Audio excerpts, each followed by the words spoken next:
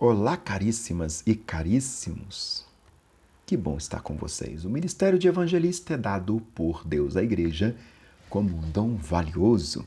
Por isso, o estudaremos procurando vislumbrar como o Senhor Jesus considerou e como esse dom ministerial por Deus concedido é tratado no Novo Testamento, bem como a sua destacada operação nas igrejas de Corinto e Éfeso.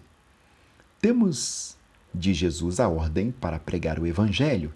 Em sua multiforme sabedoria, Deus impõe para a igreja o poder necessário para proclamar o evangelho com ousadia.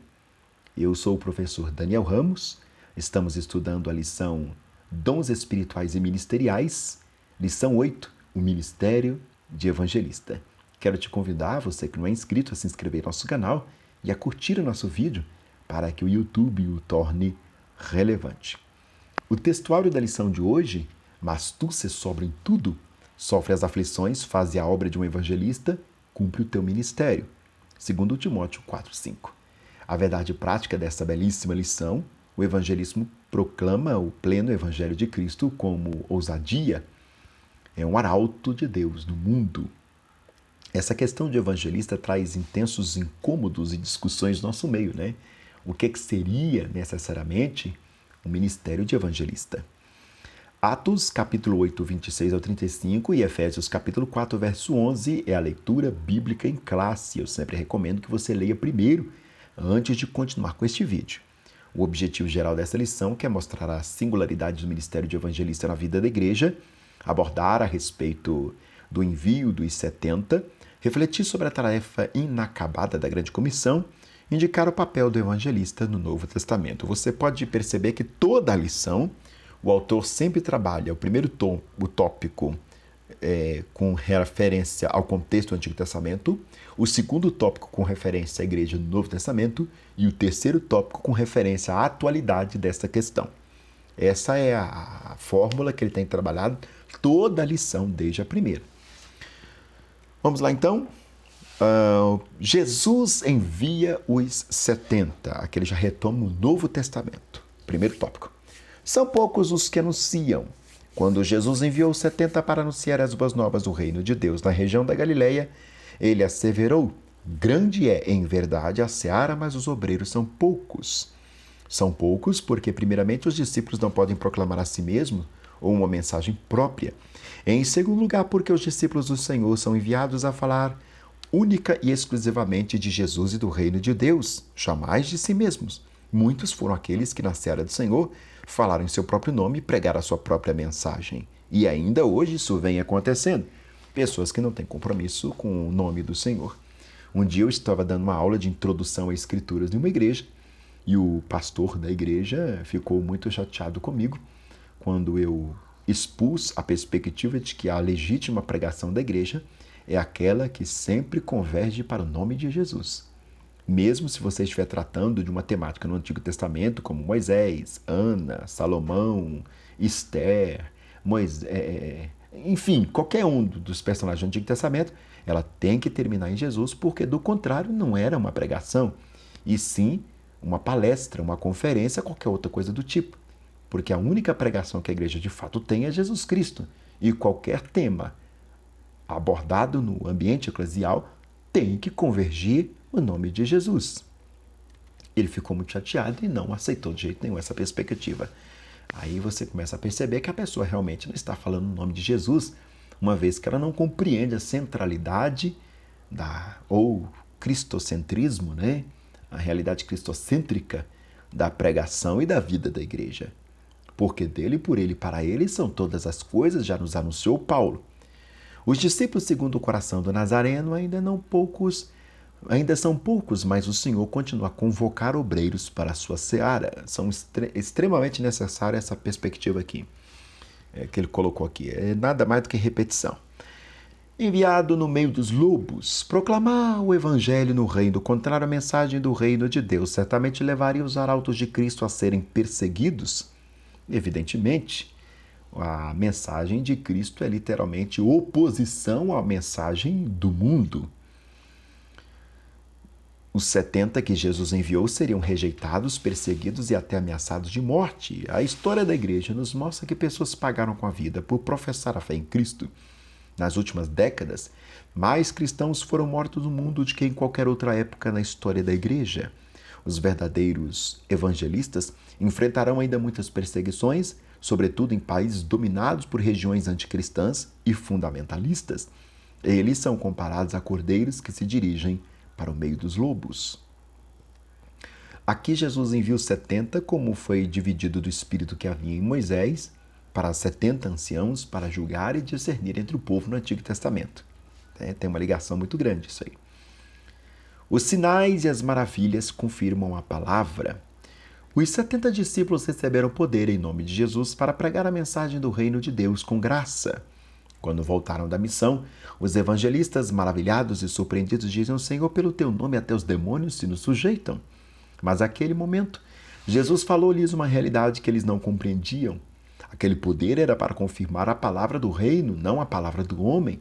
O verdadeiro significado de desfrutar a alegria no Espírito não é primeiramente ver milagres, mas saber que através da exposição do Evangelho, de poder termos os nossos nomes escritos nos céus. Ou seja, nada mais nos é admirável ter o nome no céu do que os milagres. Imagina. Outras pessoas fazem a sua liturgia em manifestações demoníacas, em operações de milagres. Todas essas coisas realmente são muito boas para a glória de Deus.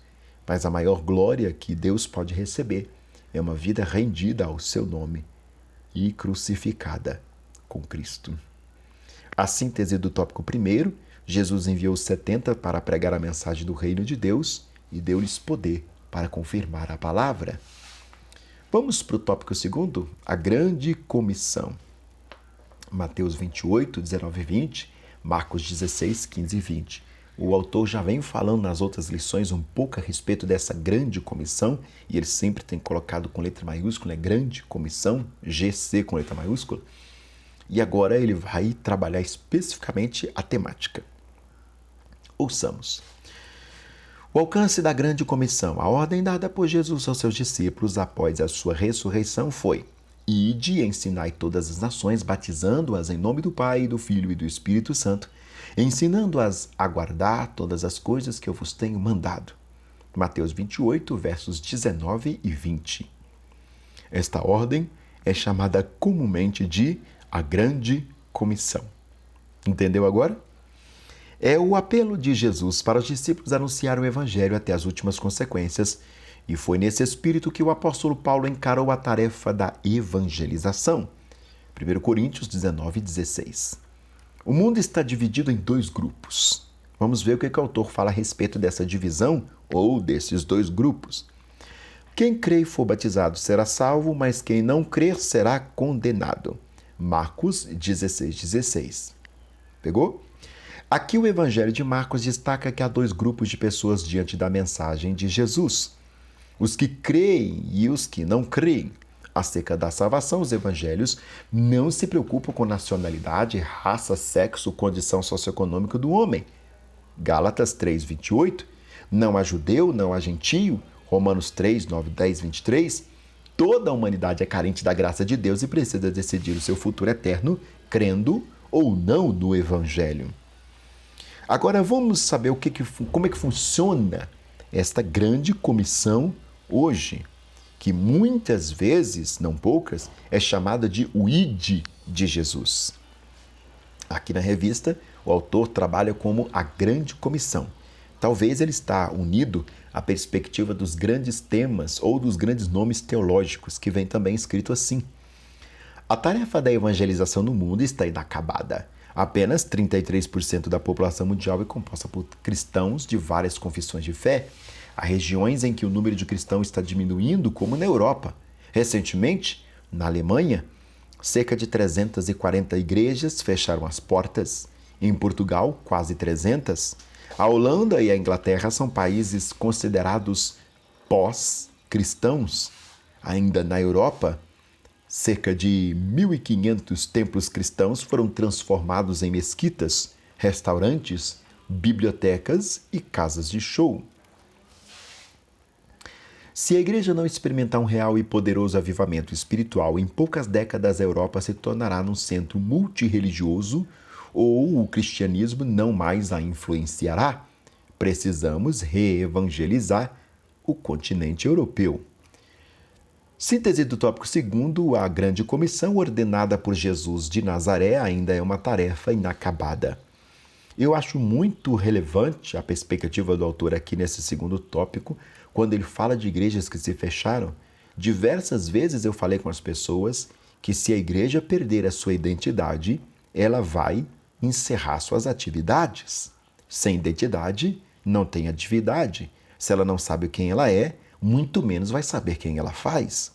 E muitas pessoas, em sala de aula ou nas pregações, me rebateram severamente, mesmo eu mostrando os exemplos das 7 igrejas da Ásia, apresentada no texto de Apocalipse.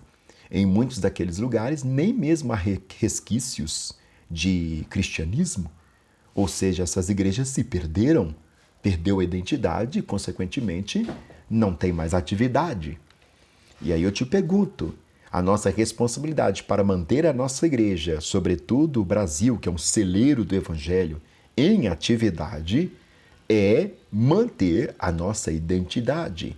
A partir do momento que você transforma uma igreja em uma outra igreja, ou começa a imitar outras denominações ou outras tradições de fé, você perde a sua identidade. A sua identidade está com hora e data para encerrar as atividades. Se você não sabe quem é, consequentemente não pode saber o que faz. Vamos para o 3º tópico. Vamos orar ao Senhor para ter misericórdia de nós. O dom ministerial de evangelista. Você vê que o tempo todo o autor trabalha evangelista com avivamento. Olha que coisa interessante, ele vai dando sinais de que uma coisa está ligada à outra. Quanto mais se evangeliza, mais próximo de avivamento nós estamos. Quando há evangelização, há avivamento. O tempo todo ele está trabalhando essas 2 palavras juntas aqui dentro dessa lição. 3º tópico do ministerial de evangelista, ele vai explicar primeiro o conceito de evangelista. O que de fato é? O termo evangelista deriva do verbo grego evangelizo, isto é, transmitir boas novas. Boas novas significa evangelho. Com dons refere-se àquele que é chamado para pregar o evangelho.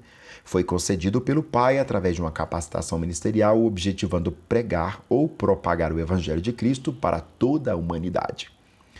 Os evangelistas têm paixão por salvação dos perdidos. Esmera-se por buscar da parte de Deus mensagens inspiradas para tocar os corações e quebrantar as almas dos pecadores. Diversas vezes eu vi acalorados debates a respeito disso, se bem que eu não curto muito debate teológico, uma vez que a teologia não é para ser debatida, e sim para ser ensinada e aprendida, onde se perdia de fato o que significava esse evangelismo. Na minha igreja, a Assembleia de Deus, o evangelista nada mais é do que um pastor. Ele administra uma igreja, ele preside uma igreja, ele está à frente de uma igreja. E se você olhar o ponto de vista bíblico, há uma divergência entre o que nós temos hoje e o ponto de vista bíblico, porque o ponto de vista bíblico apresenta o evangelista como característica daquilo que nós entendemos hoje como missionário. Seja missão urbana ou missão transcultural, não importa, mas é bem característico aquilo que nós entendemos hoje de missionário. Qual é o papel de evangelista? O evangelista é, por excelência, o pregador das boas novas. A salvação, através da sua mensagem, vidas são alcançadas e conduzidas a Deus. Muitas vezes o evangelista torna-se um implantador de igrejas, como tem ocorrido em diversos lugares do Brasil e do mundo. Um evangelista cheio da graça de Deus poderá tocar corações com a mensagem do evangelho de modo tão convincente que leva o povo a crer e acatar as boas novas de salvação e o Salvador, Jesus Cristo. O que é que nós entendemos como isso? O missionário ou a missionária, evidentemente. Quando eu estou falando aqui o missionário, eu estou incluindo as missionárias também, porque há essa tarefa dentro da igreja. Qual a finalidade do ministério do evangelista? Da mesma forma que o ministério do apóstolo e do profeta e do evangelista tem por finalidade o preparar os santos do Senhor para uma vida de serviço cristão, bem como a edificação do corpo de Cristo, Efésios capítulo 2, do 20 ao 22, por isso espera-se deste obreiro que o fundamento do seu ministério seja o Senhor Jesus Cristo, nosso Senhor. Não pode haver outro fundamento senão Cristo. Repito o hino de São Paulo. Porque dele, por ele, para ele são todas as coisas. Esta é a frase mestra da igreja, a respeito da pessoa de Jesus Cristo e de sua igreja. O evangelista deve também, em tudo, ser sensível à voz do Espírito. Aliás, não é só o evangelista, todo cristão deve ser sensível à voz do Espírito. Do contrário, ele não pode ter comunhão. A comunhão começa e termina com ouvir ou não a voz do Senhor. A exemplo de Filipe, o obreiro deve ser obediente ao Senhor, seja para pregar às multidões, seja para falar a uma única pessoa. Atos 8, 6 ao 26, ou 26 ao 40. Não se esqueçam, aqui coloco eu, as maiores pregações de Jesus nos textos dos 4 evangelhos são para uma só pessoa. Quando Jesus está pregando para uma só pessoa, a mensagem tem mais profundidade, se é que pode dizer assim. Outro aspecto importante desse ministério é a habilidade que o evangelista tem na transmissão das boas novas. O arauto de Deus precisa ser capaz de responder as seguintes perguntas dirigidas ao pecador. Entendes o que lê? Atos, capítulo 8, verso 30. O papel do evangelista, síntese do tópico 3º, é exercer o ministério dado pelo Altíssimo como arauto de Deus. O evangelista, como eu disse para vocês, é uma coisa bem parecida, é um ministério bem parecido com o que nós chamamos de missionário. Vamos fazer um pouquinho uma reflexão aqui sobre o subsídio teológico, porque eu não sei, desde a outra lição eu estou vendo um pouco raso as coisas, não está nada, digamos, não está acrescentando muito, está acrescentando pouco ou quase nada. Então vamos só mais um pouquinho aqui no subsídio teológico. A palavra evangelista é encontrada 3 vezes no Novo Testamento. Os evangelistas estão relacionados junto com os apóstolos, profetas, pastores e doutores, como aqueles que são chamados para compartilhar a construção da igreja. Efésios 4:11. Filipe foi chamado de o evangelista em Atos 21:8. Embora fosse um dos 7 escolhidos para aliviar os apóstolos a tarefa de distribuir alimentos, Atos 6:5, ele foi especialmente notado por sua atividade evangelizadora. De Jerusalém, ele foi até Samaria e pregou com grande sucesso. Atos 8, verso 4, versículos seguintes. Dali foi enviado para evangelizar um oficial da corte etíope, que estava viajando para casa depois de visitar Jerusalém. Atos 8, versos 26 e seguintes. Então pregou o evangelho desde Azoto até Cesareia, onde tinha sua casa. Atos 8, 40, 21:8. É um recorte de Charles Pfeiffer, John Rea e Howard Vons, Dicionário Bíblico Wycliffe, CPAD, publicado em 2009.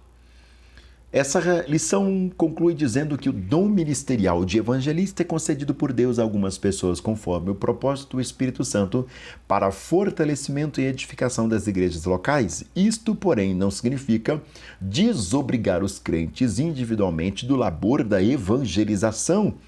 Todo seguidor de Cristo, isto é, todo aquele que se acha discípulo de Jesus, traduzindo, todo cristão, tem em sua caminhada cristã o firme compromisso de propagar a mensagem do Evangelho, e desse compromisso não se pode apartar um único milímetro. Que Deus levante mais evangelistas para a sua grande seara, evidentemente. Aliás, como eu posso dizer que sou cheio do Espírito Santo, uma vez que o trabalho do Espírito Santo é ensinar acerca de Jesus e eu nunca o faço. Nunca ensino, nunca falo, nunca propago, nunca digo. Se eu estou cheio do Espírito Santo, a obra do Espírito Santo é executada em mim. Do contrário, eu sou convencido e não convertido ao Evangelho. Que Deus tenha misericórdia de nós. Deus abençoe.